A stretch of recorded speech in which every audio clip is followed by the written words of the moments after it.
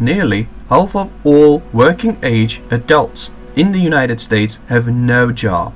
There is a lot of talk about the unemployment rate these days, but the way it is calculated has become so curvy that it is no longer so meaningful. Even during the so-called good times, more than 100 million United States adults did not work, but we were told that the unemployment rate has been the lowest for decades. Of course, now everything has changed. Since the outbreak began, more than 47 million Americans have made new claims for unemployment benefit, and mainstream media will ensure that the fear of COVID-19 continues to paralyze our society for the foreseeable future. In this article, I would like to discuss the employment population ratio according to Wikipedia. The employment population ratio is a statistical rate that measures the proportion of the country's employed working age population. I believe this is a much more accurate measure than the unemployment rate, and we have seen that this rate has moved quite dramatically in the past few months. According to CNBC, the employment population ratio reached 52.8% in May, which means that 47.2% of working age Americans have no job. Nearly half of the population is still out of a job, showing just how far the United States labor market has to heal in the wake of the coronavirus. The employment population ratio, the number of employed people as a percentage of United States adult population, plunged to 52.8% in May, meaning 47.2% of Americans are jobless, according to Bureau of the Labor Statistics. As the coronavirus-induced shutdowns tore through the labor market, the share of population employed dropped sharply from a recent high of 61.2% in January, farther away from a post-war record of 64.7% in 2000. We have not seen such a collapse in all United States history, and it was really horrifying to watch many people lose their jobs. It would be difficult to overestimate how far we fell. One of the analysts said that the return of the employment population ratio to the summit we witnessed in 2000 would take 30 million new jobs. The employment population ratio, the number of employed people as a percentage of the United States adult population, plunged to 52.8% in May, meaning 47.2% of Americans are jobless. As the coronavirus-induced shutdown tore through the labor market, the share of population employed dropped sharply from a recent high of 61.2% in January, farther away from a post-war record of 64.7% in 2000. To get the employment to population ratio back to where it was at its peak in 2000, we need to create 30 million jobs, Thorsten Slock, Deutsche Bank's chief economist, said in an email.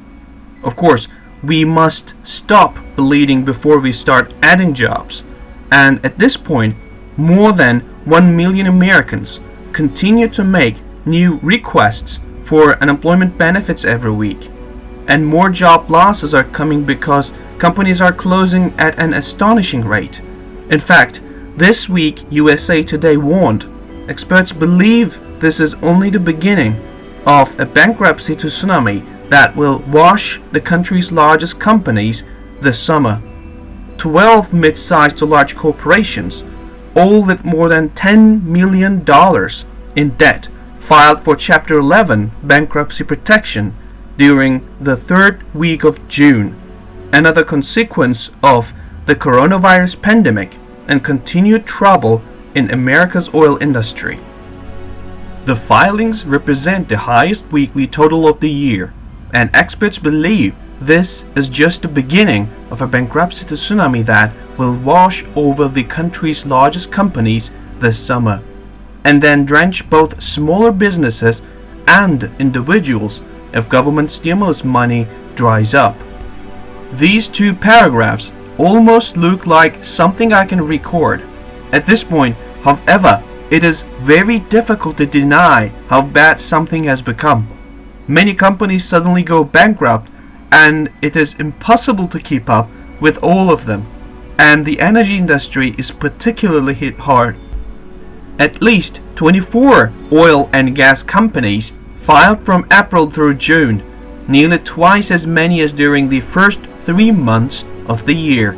According to Haynes and Boone LLP, an international law firm based in Texas, 4 of those companies, Texas-based Northeast Gas Generation, Colorado-based Extraction Oil and Gas, and Chisholm Oil and Gas and Chesapeake Energy, which are both from Oklahoma, filed in the last weeks of June.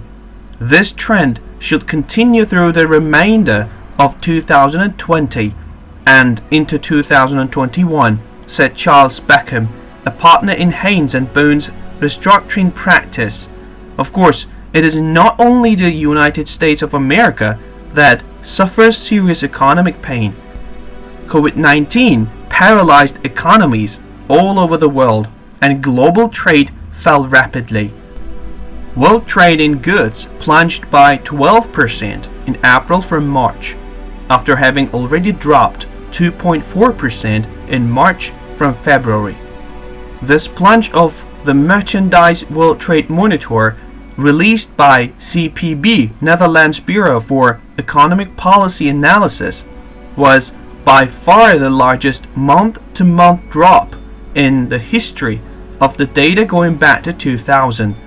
But world trade had already taken a hit starting in late 2018, as tariffs, counter-tariffs, and threats of tariffs jiggled supply chains around. By December 2018, the index was down 1.2% from a year earlier. Year over year, declines become a regular feature starting in June 2019. Then in March, the index dropped 5.4% year over year, and in April 16.2% year over year. This brought the index down 18% from the peak in October 2018 and back to where it first had been in January 2008. For such a long time, many have warned that the next global crisis has come, and now it is here. Many of the economic optimists hoped for a very short decline and then a V-shaped recovery, but now it has become clear that this will not happen.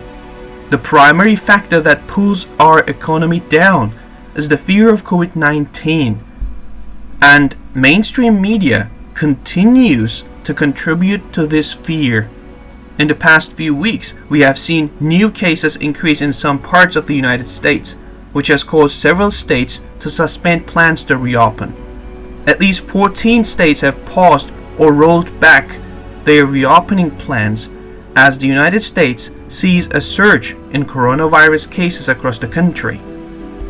With July the 4th celebrations approaching, officials are trying not to repeat scenes from Memorial Day, when thousands flocked to beaches, bars and parties, while experts cautioned that crowds could lead to spikes in cases down the road. In Texas and parts of California, bars were directed to close back down, while beaches in Miami, Fort Lauderdale, and Palm Beach were ordered off limits to the public during upcoming holiday weekend. In Florida, on-premises alcohol consumption was suspended in bars statewide. I wish I could say things would get much better for the United States economy soon, but I can't. Yes, there will be ups and downs in the coming months, but there's absolutely no normal return on the cards. So I encourage everyone to use this window of opportunity to prepare for tough times, because we are about to see things we have never seen before. Most of idea, comment, information, and criticism containing in these videos have been created by Daily News Report. Before making any important investment decision, use the information contained in these videos as a starting point for conducting your own research. If you make any investment or legal decision, it is advised to consult an expert before making this decision.